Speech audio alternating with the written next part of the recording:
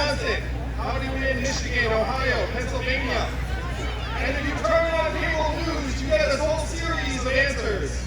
The answers go something like Russia, racism, Facebook, the FBI, Hillary Clinton, and some cocktail and some mixture. But I'm the numbers guy, and the numbers tell a different story, a very clear story. The reason why Donald Trump is our president is this. We automated away 4 million manufacturing jobs in Ohio, Pennsylvania, Michigan, Wisconsin, and 40,000 right here in Iowa. How many of you have seen stores closing where you live right now? And why are those stores closing? One word answer, Amazon. Amazon is a $1 trillion tech company sucking $20 million a year out of your communities. How much did Amazon pay in taxes last year? That's right, Amazon paid less in taxes than everyone here together today. 30% of America's stores and malls are closing as we speak, including thousands here in Iowa. And the most common job in most of the country is working in retail. The average retail clerk is a 39-year-old woman making between $9 and $11 an hour. When her store closes, what is her next move going to be? How many of you have seen self-serve kiosks when you own a McDonald's or fast food restaurant? McDonald's says they will be in every location in the country in the next 2 years. When you call the customer service line of a big company and you get the bot or the software on the line, you probably do the exact same thing I do, which is you say 000, human, human, human, until you get a person on the line. Am I right, Iowa? In 2 or 3 short years, the software is going to sound like this. Hey, Andrew, how's it going? What can I do for you? It's going to be delightful, efficient, a little bit seductive, apparently. You might not even realize it's software. What is that going to mean for the 2.5 million Americans who work at a call center right now making $14 an hour? I was just at Iowa 80 in Davenport. How many of you have been to Iowa 80 in this last little while? I know why you went for the buffet. It's a great value. And they say very proudly that 5,000 people stop there every single day. My friends in Silicon Valley are working on cars and trucks that can drive themselves. They tell me they're 98% of the way there. There are self-driving trucks on our highways right now. What is that going to mean for the 3.5 million Americans who drive a truck for a living, or the 7 million Americans who work at truck stops, hotels, and diners around the country that rely upon people getting out and having a meal? Donald Trump is not the cause of all of our problems. He's a symptom. He's a manifestation. We're in the midst of the greatest economic transformation in the history of our country, what experts are calling the fourth industrial revolution. When's the last time you heard a politician say the words fourth industrial revolution? Just now, and I am barely a politician. This is the set of problems that got Donald Trump elected. You saw it on your farms. You saw it in your manufacturing plants. You're now seeing it in your main street shops. And it's going to continue to eat through our economy. And it's going to devastate rural areas in particular, because we know that rural areas are getting sucked dry first. So what are the solutions? What is the vision we need you, the people of Iowa, to take to the rest of the country as fast as possible?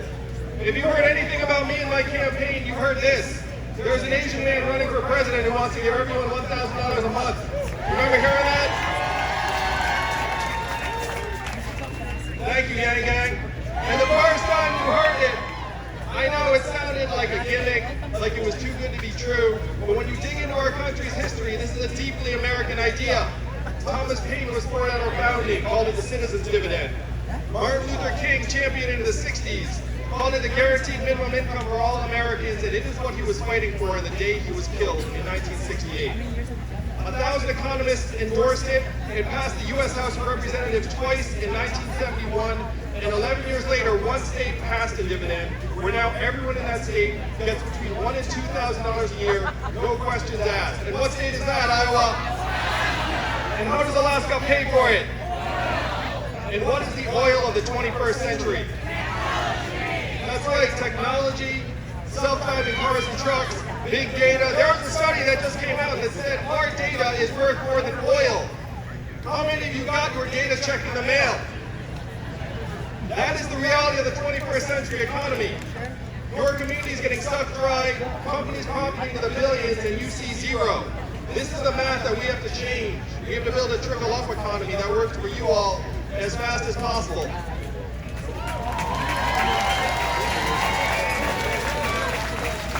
Now, this $1,000 a month after I'm president, thank you, Iowa. After I'm president and we pass the freedom dividend and you get this $1,000 a month, where will the money go in real life? What would you spend it on? I heard beer. Where to take from?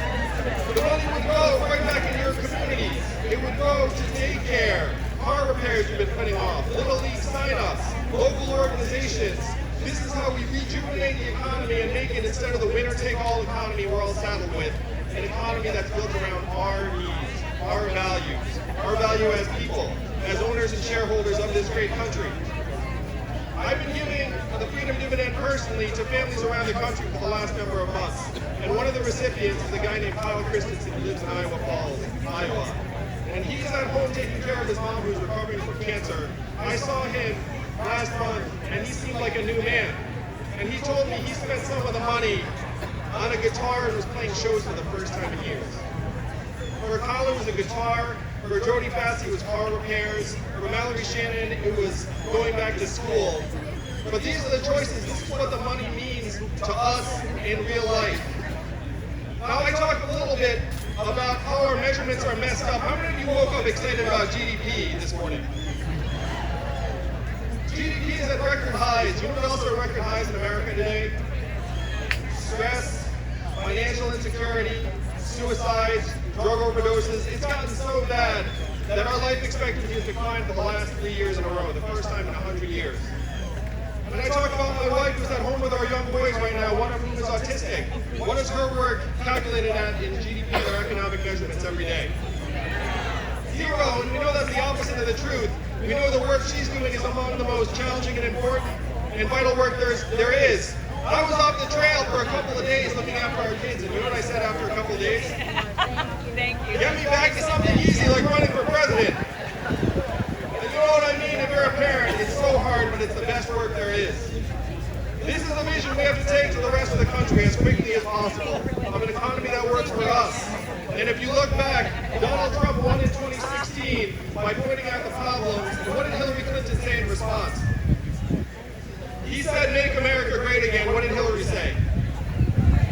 America is already great, and we lost. We need a new message. He defined the problems, but his solutions were the opposite of what we need. Donald Trump's solutions were, we're going to build a wall, we're going to turn the clock back, we're going to bring the old jobs back. We have to do the opposite of all that, Iowa. We have to turn the clock forward. We have to accelerate our economy and society as quickly as possible. We have to evolve in the way we think about work and value, and I am the ideal candidate for that job because the opposite of Donald Trump is an Asian man who likes math.